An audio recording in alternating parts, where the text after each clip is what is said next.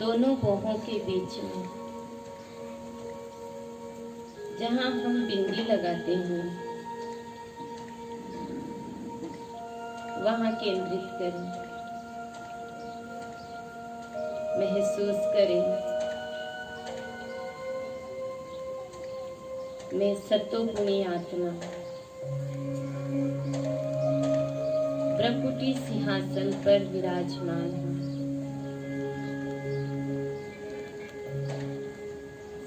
मैं आत्मा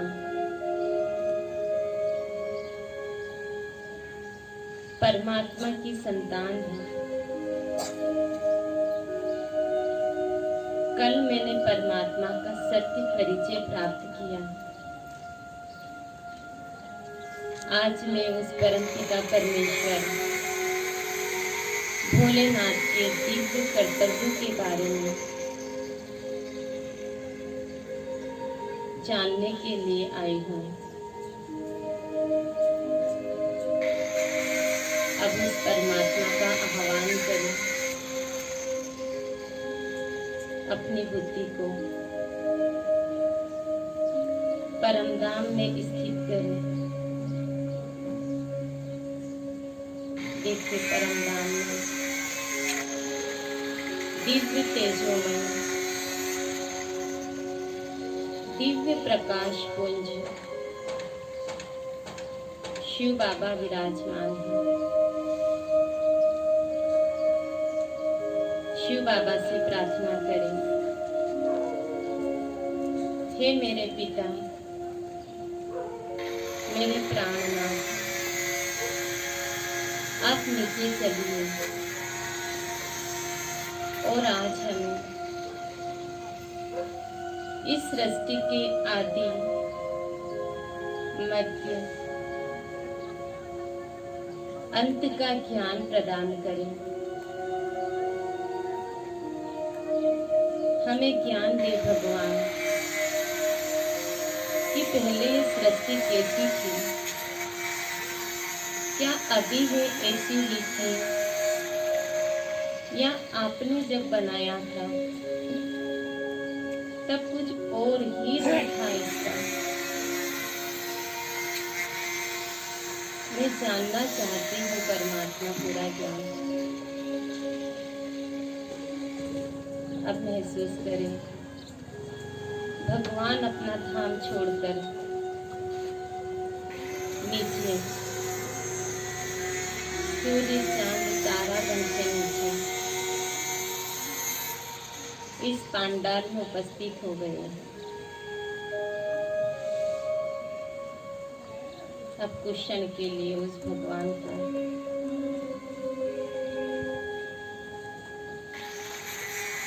याद करें, उसकी याद में खो जाएं।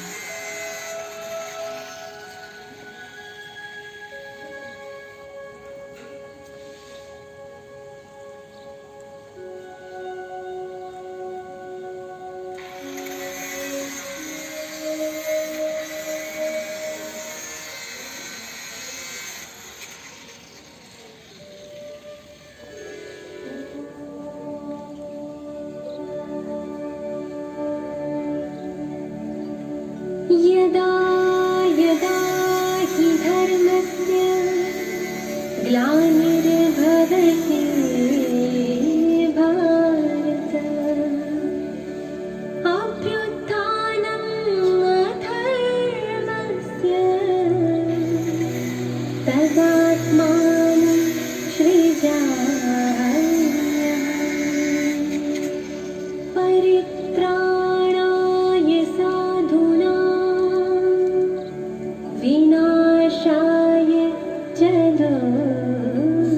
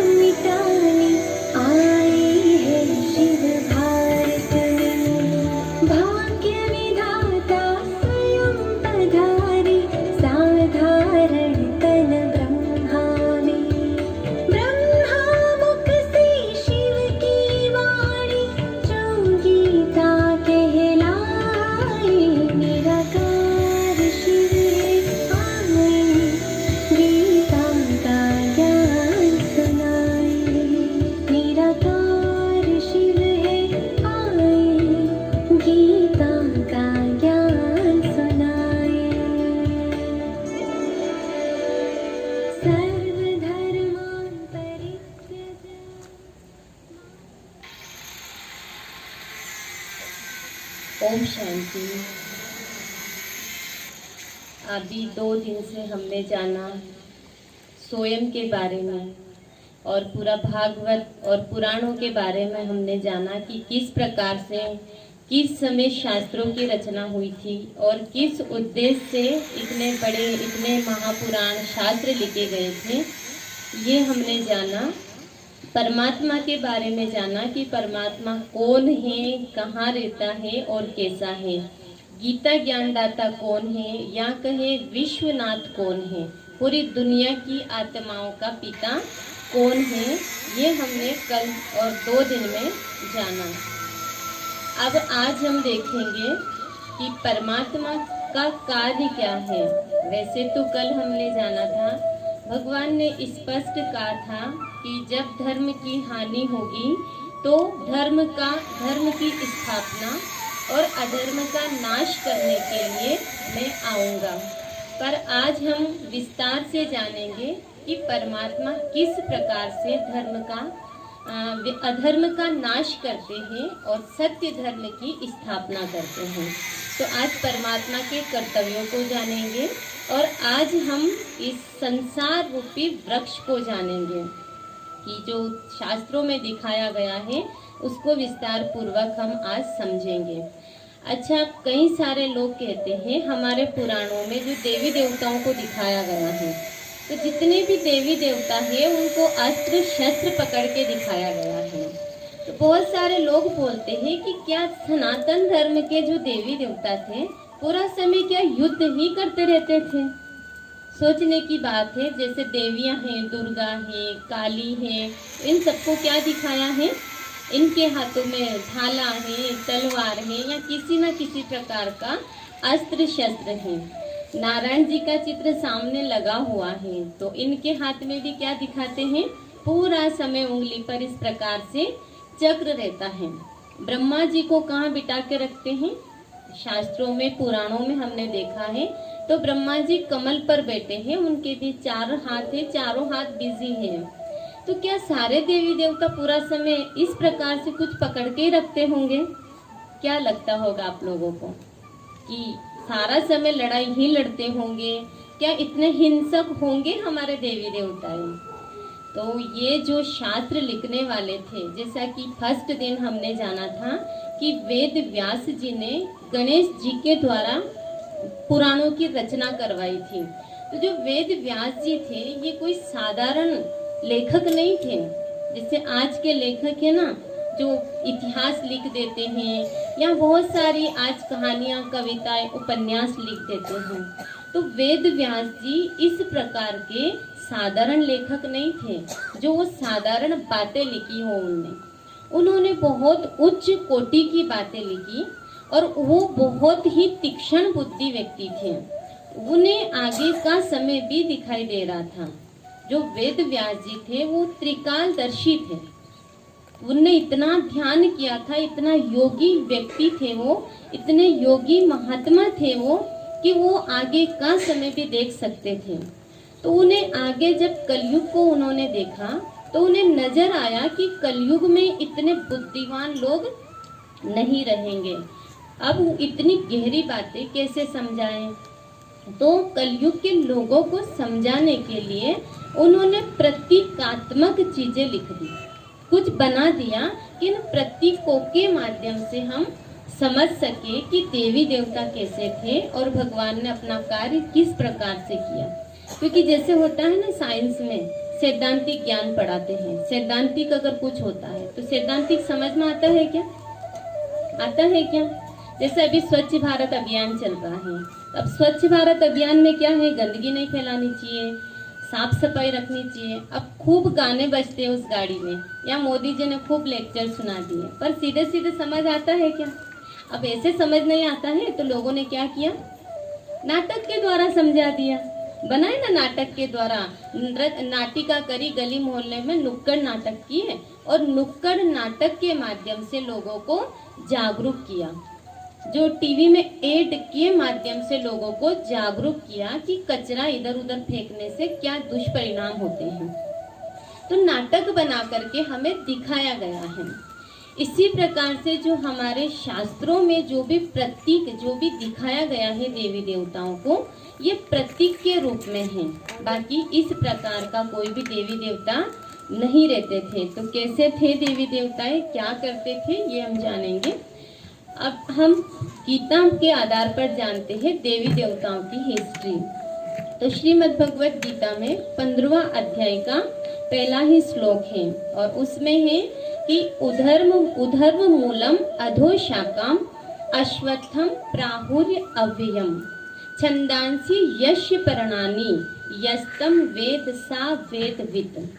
अर्थात उधर्व मूलम अर्थात ये संसार एक ऐसा वृक्ष है जिसका मूल ऊपर है। उधर्व मूलम मतलब इसका जो मूल है, इसका जो बीज है वो ऊपर है और जो मुख्य शाखा है, प्रमुख शाखा है, वो है ब्रह्मा।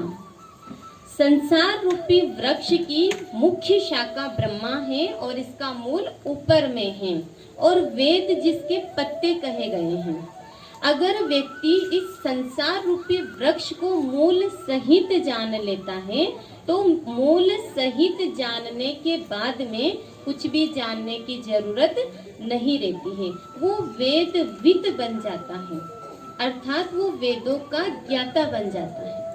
बाकी चीजें जानने की जरूरत नहीं है। भले वेदों को नहीं पढ़ा, भले पुराणों को नहीं पढ़ा, पर क्या जान लिया कि ये संसार रूपी वृक्ष है, इसका मूल ऊपर है और इसका जो मुख्य शाखा है या मुख्य तना है वो ब्रह्मा है। और इस तत्व सहित मूल सहित अगर समझ लिया तो गीता माता कहती है कि वेदों को जानने वाला वेदों का ज्ञाता बन जाता है वो व्यक्ति। तो इसी को आज हम जान करके वेदविद बनने का प्रयास करेंगे। तो ये आपके सामने बहुत सुंदर चित्र लगा हुआ है, इससे हम त्रिमूर्ति का चित्र कहते हैं। अच्छा, अब ये जो श्लोक है उसी में हम देखते हैं उदर मूलम। उदर मूलम यानी कि मूल कहाँ है, ऊपर है और ब्रह्मा मुख्य शाखा है। तो ब्रह्मा विष्णु शंकर ये तीनों देवता हैं और इन तीनों के कार्य हम जानेंगे और परमात्मा के कर्तव्य भी हम जानेंगे। यहाँ लिखा हुआ है परम पिता परमात्मा और उनके दिव्य कर्तव्य। साधारण कर्तव्य नहीं लिखे हैं, दिव्य कर्तव्य लिखे हैं। अब आप लोग बताइए, अभी तक हम सुन रहे थे और कहते भी हैं कि परमात्मा की इच्छा के बिना पत्ता भी नहीं हिलता है। दुनिया में जो भी होता है ईश्वर की इच्छा से होता है ना। भगवान की इच्छा के बिना तो एक पत्ता भी नहीं हिल सकता है। कितने लोग मानते हैं कि ये बात सत्य है? जो मानते हैं वो हाथ उठाए।